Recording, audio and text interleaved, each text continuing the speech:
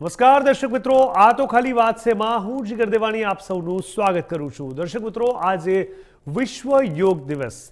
આજના દિવસથી હું જો વાત કરું તો ચોક્કસથી 2015થી આ જ્યારે શરૂઆત થઈ હતી ત્યારથી દરેક 21 જૂને વિશ્વ યોગ દિવસની ઉજવણી કરવામાં આવે છે. આજના દિવસે રાજકોટમાં પૂર્વ સીએમ રૂપાણી, વજુભાઈ વાળા અને રાજ્યસભાના એમપી મુકરિયાએ તો ખોડલધામમાં નરેશ પટેલે પણ યોગ કર્યા. તમામ મોટા મંત્રી અને નેતાઓ પણ આજે યોગના કાર્યક્રમમાં જોડાયા હતા.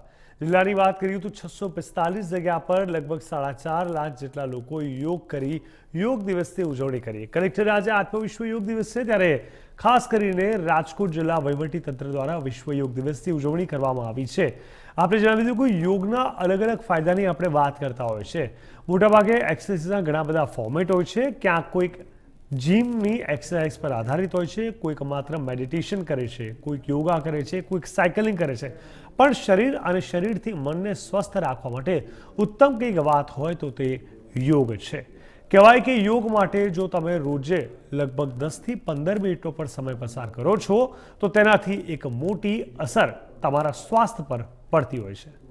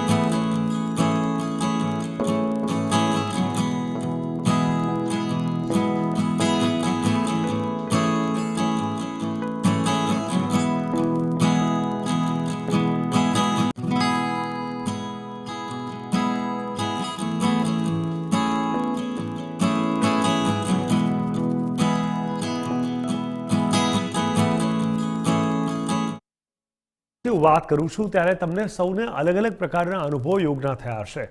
ઘણા લોકો વિચારતા હોય છે કે આજથી શરૂઆત કરીએ. ઘણા લોકો એવા પણ હોય છે કે આજના દિવસે જ કરતા હોય છે. ઘણા લોકો એવા હોય છે કે આજના દિવસે પણ નથી કરતા. તમે કઈ કેટેગરીમાં છો? તમે શું તેમાં માનો છો? શું તમને યોગથી લાભ થયા છે? શું તમે કોઈ અસમંજસમાં છો કે તમે કોઈ સમય નથી કાઢી શકતા? એવું પણ કંઈ છે ખરા? હું ચોક્કસથી જાણું છું, હું બોલું છું પણ એટલું સરળ નથી હોતું, મારા માટે પણ નથી હોતું. પણ હા, એનો મતલબ એ નથી કે સાચી વાત કે સાચી સલાહ મારાથી તમારા સુધી ન પહોંચે.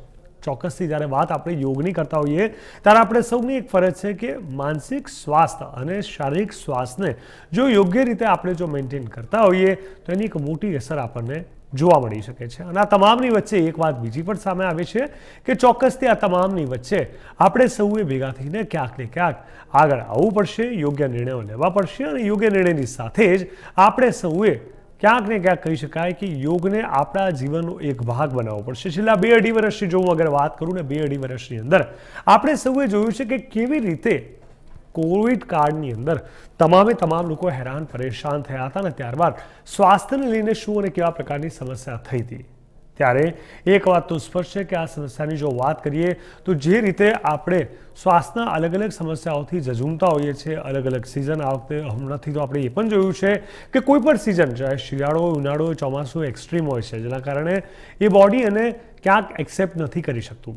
પરંતુ ઇમ્યુનિટી પાવર આપણો કેમ ઘટી રહ્યો છે? આપણી લાઈફસ્ટાઈલ, આપણી ઊંઘવાની આદત, આપણા ઊંઘવાના કલાકો, આપણી ખાનપાન, આ તમામ વસ્તુની અસર આપણા શરીર પર અને પરિણામે તે મન ઉપર પડતા હોય છે. પણ જો આપણે યોગને આપણા જીવનનો એક ભાગ બનાવી દઈએ તો ચોક્કસથી આ તમામ વસ્તુ પર એક મોટું હથિયાર આપણને મળી જાય છે અને તેના થકી આપણે આપણા શરીર અને મનને ખૂબ જ સરસ રીતે સ્વસ્થ કરી શકીએ છીએ. ત્યારે દર્શક મિત્રો, વિશ્વ યોગ દિવસે આજે મારે તમારી સાથે ચર્ચા કરવી છે. તમે પણ મને જણાવશો. આજે નીચે જણાવેલ નંબર ઉપર આપ પોતાની જે કોઈ પણ પ્રતિક્રિયા છે તે વ્યક્ત કરી શકો છો. નંબર છે +1161 362068 અને બીજો નંબર +11 362067. બિલકુલ, આ બંને નંબર ઉપર તમે કોલ કરી અને તમે મને જણાવશો કે શું યોગ પણ આપના જીવનનો એક ભાગ છે? શું યોગાને આપ પસંદ કરો છો? યોગાથી આપને શું અને કેવા પ્રકારના લાભ થાય છે? અને સાથે સાથે જોવા જઈએ તો આગળના સમયમાં યોગથી શું અને કેવા પ્રકારની ખાસ કરીને આપને એક અલગ પ્રકારની અનુભૂતિ થઈ છે. જે લોકો વર્ષોથી યોગ કરતા આવ્યા છે એ લોકો પાસે મારે જાણવું છે, સમજવું છે કે તમારો પોતાનો અનુભવ અને તમારી પોતાની અનુભૂતિ શું છે. દર્શક મિત્રો, મોટાભાગે આપણે જોતા આવ્યા છે કે અલગ અલગ જગ્યાએ અલગ અલગ રીતે યોગની ઉજવણી કરવામાં આવી છે. તમામ નેતાઓથી લઈને મંત્રીઓ આ યોગનો ભાગ બને છે અને ત્યારબાદ તેઓ જીવનમાં આગળ વધતા જતા જોવા મળે છે.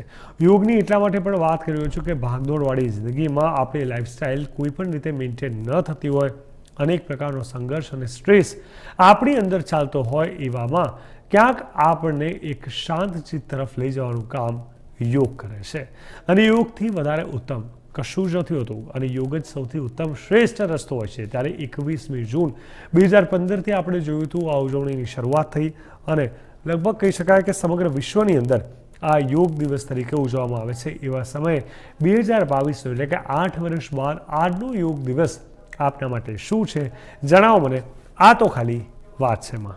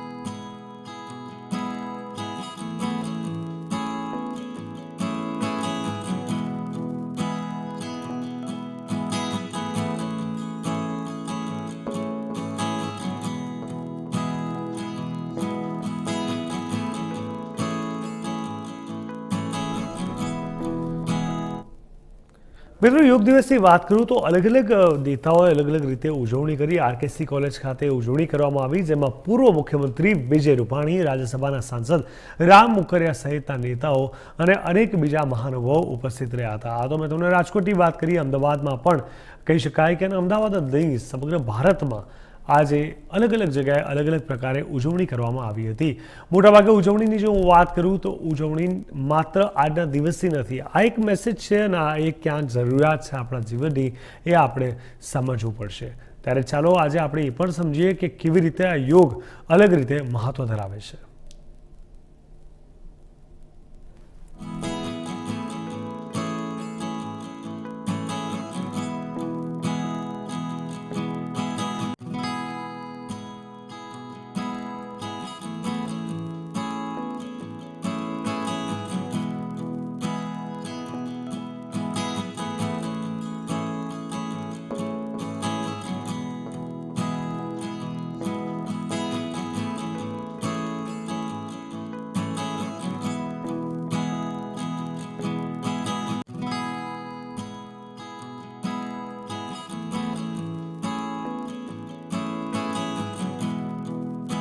સમય હતો કે જ્યારે આપણે લોકો એવું જોતા હતા કે જ્યારે યંગસ્ટર એટલે કે લગભગ 18 વર્ષથી વધારે ઉંમર થાય એટલે એવા સમયે એ લોકો જીમ પર દોડી આવતા હતા. ચોક્કસથી એ પણ સારું માધ્યમ છે અને એમાં કંઈ ખોટું પણ નથી. પણ હવેનો જે સમય આવ્યો છે એમાં નાના બાળકોને પણ યોગની આદત પાડવામાં આવતી હોય છે, જેથી કરીને જેમ જેમ મોટા થાય તેમ તેમ તે લોકોનો પ્રોપર વિકાસ થાય, તેમનું શાંતચિત્ત તેમને યોગ્ય નિર્ણય શક્તિ આપે ને પરિણામે ઓવરઓલ ડેવલપમેન્ટની જે આપણે વાત કરતા હોય છે તે વિકાસ થઈ શકતો હોય છે. મોટાભાગે અત્યારે જોવું તો અલગ અલગ પ્રકારની લાઇફસ્ટાઇલના કારણે નાની ઉંમરમાં પણ હાર્ટ એટેકનું જોખમથી લઈને બ્લડ પ્રેશર, ડાયાબિટીસથી લઈને અનેક વસ્તુ સામે આવતી હોય છે. એવા સમયે યોગ એ શ્રેષ્ઠ માધ્યમ હોય છે. માત્ર એટલું જ નહીં, જેમ જેમ ઉંમર વધતી જાય યંગસ્ટરમાંથી તેઓ વૃદ્ધાવસ્થા તરફ આગળ વધતા હોય એવા સમયે પણ ઘણા બધા લોકોને જોયું છે કે રેગ્યુલર યોગ તરફે પોતાની સ્વાસ્થ્યને ક્યાંક ને ક્યાંક અલગ રીતે જાળવતા હોય છે. એવા સમયે જાળવણી તેમને અનેક રીતે મદદરૂપ થતી હોય છે. માત્ર કોઈ બીમારી જ નહીં, પરંતુ એવા કપરા સમયમાં જેમ કે કોવિડ કાળમાં આપણે જોયું કે કશું જ કોઈ માટે કશું બચ્યું નહોતું. એવા સમયે સારું સ્વાસ્થ્ય એ જ માત્ર એક રસ્તો લોકો માટે બચી ગયો હતો અને એના માટે જે લોકો વર્ષોથી ક્યાંક એક્સરસાઇઝ પર ફોકસ કરતા હતા એ તમામ લોકો માટે એ ટાઈમ ઘણો સારો રહ્યો હતો. પરંતુ દર્શક મિત્રો, યોગ્ય સ્વાસ્થ્યની વાત કરું તો વિશ્વ યોગ દિવસે તમને યોગથી શું ફાયદો થાય છે એ મારે જાણવું છે. શું તમે યોગા કરો છો? જો હા તો કેટલા સમયથી? જો ના તો કેમ ના? અને જો તમે અસમંજસમાં હો તો કયા પ્રકારનો સવાલ, કયા પ્રકારની વેદના અથવા કયા પ્રકારની કોઈક એવી પરિસ્થિતિ આપના મનમાં ચાલી રહી છે જેના કારણે આપ યોગ્ય નિર્ણય નથી લઈ શકતા? ત્યારે દર્શક મિત્રો, યોગને લઈને આજે આપણે આ ચર્ચા કરી રહ્યા છીએ. ત્યારે એક વાત તો ચોક્કસ સ્પષ્ટ છે કે આ દિવસ અનેક રીતે તમને મદદરૂપ થઈ શકવો જોઈએ. માત્ર એક દિવસ માટેનો યોગ નથી હોતો. યોગનો મતલબ જ એ છે કે તમે સ્વાભાવિક રીતે 30 દિવસ આ યોગને પોતાના જીવનનો એક ભાગ બનાવો અને આ જીવનના ભાગ સાથે તમે આગળ વધો. તમારો માનસિક શારીરિક સ્વાસ્થ્ય સરસ રહે અને સાથે સાથે તમે જીવનમાં ખૂબ પ્રગતિ કરો. એ પ્રકારે આ યોગ તમને ઘણી બધી દિશા આપી શકે છે, કારણ કે સારું સ્વાસ્થ્ય તેનાથી ઉત્તમ બીજો કોઈ રસ્તો હોતો નથી અને યોગથી મોટો બીજો કોઈ રસ્તો નથી.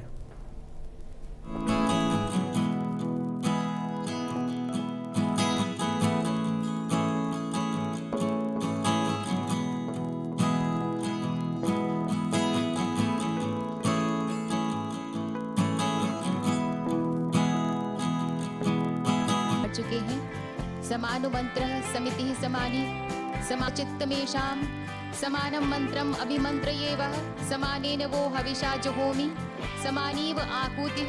દર્શક મિત્રો, આપણે ટીવી સ્ક્રીન ઉપર આપ જોઈ શકો છો પીએમ મોદીએ પણ જે રીતે યોગની ઉજવણી કરી હતી અને આપણે ક્યાંક ને ક્યાંક આપણે સૌએ સમજવાનું છે કે આ દિવસ એટલા માટે અગત્યનો છે, મહત્વનો છે કે જે રીતે આપણે સૌ લોકો ભેગા થઈને આ દિવસની ઉજવણી કરતા હોઈએ છીએ ત્યારે આ એક મોટો મેસેજ છે બીજી જનરેશનને પણ. તમારી જે લાઇફસ્ટાઇલ હશે, તમારી જે આદતો હશે, તમે જે કરતા નહીં કરતા હો, તમારા ડૂઝ ડોન્ટને સ્વાભાવિક રીતે આગળની જનરેશન ફોલો કરતી હોય છે. એટલે પણ આ પ્રકારની એક્સરસાઇઝ ખૂબ જ જરૂરી હોય છે.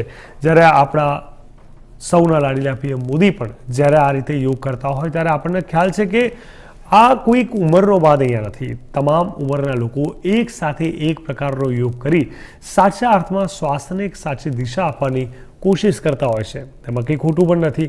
હવે મારે તમારી પાસેથી જાણવું છે, એના માટે તમારે મને ફોન કરવો પડશે +1161362068 અને બીજો નંબર એટલે કે +1161362071. આ બંને નંબર ખૂબ જ અગત્યના છે અને આ બંને નંબર ઉપર તમે તમારી અભિવ્યક્તિ વ્યક્ત કરી શકો છો. તમારી ઉજવણી, તમારી યોગ કરવાની રીત, તમારી યોગ પ્રત્યેની માન્યતાઓ, તમારી સંવેદના અને ખાસ કરીને તમારો અનુભવ. જો તમે વર્ષોથી યોગ કરતા હો તો આ તમામ વસ્તુ આપણે એક સાથે સમજીશું કે યોગ કેવી રીતે જરૂરી છે. બની શકે તમારા અમુક શબ્દો, તમારા અનુભવ અને તમને મળેલા લાભ એ બીજા દર્શક મિત્રો માટે, બીજા કોલર્સ માટે એક મોટું કહી શકાય કે મોટી લાભની વાત બની શકે છે અને એવા સમયની અંદર તમામ લોકો માટે એક કહી શકાય કે ચોક્કસથી એક સારો મેસેજ પ્રાપ્ત થઈ શકે છે. ત્યારે દર્શક મિત્રો, યોગની હું જ્યારે વાત કરી રહ્યો છું ત્યારે તમે પણ શું યોગ કરો છો? કેટલા સમયથી કરો છો? જણાવો મને. યોગના ઘણા બધા ફાયદા છે. અલગ અલગ ઉંમરના, જરૂરી નથી યોગ એટલે બીમાર વ્યક્તિ જ કરે અથવા જેને બિલકુલ બીમારી નથી એ જ કરે. યોગ કોઈ પણ કરી શકે છે. બેટરમેન્ટ ઇઝ અ પર્પઝ અને એના માટે આપણે સૌએ જોવા, જાણવા, સમજવાનું છે કે યોગને કેવી રીતે આપણા જીવનનો એક ભાગ બનાવીએ.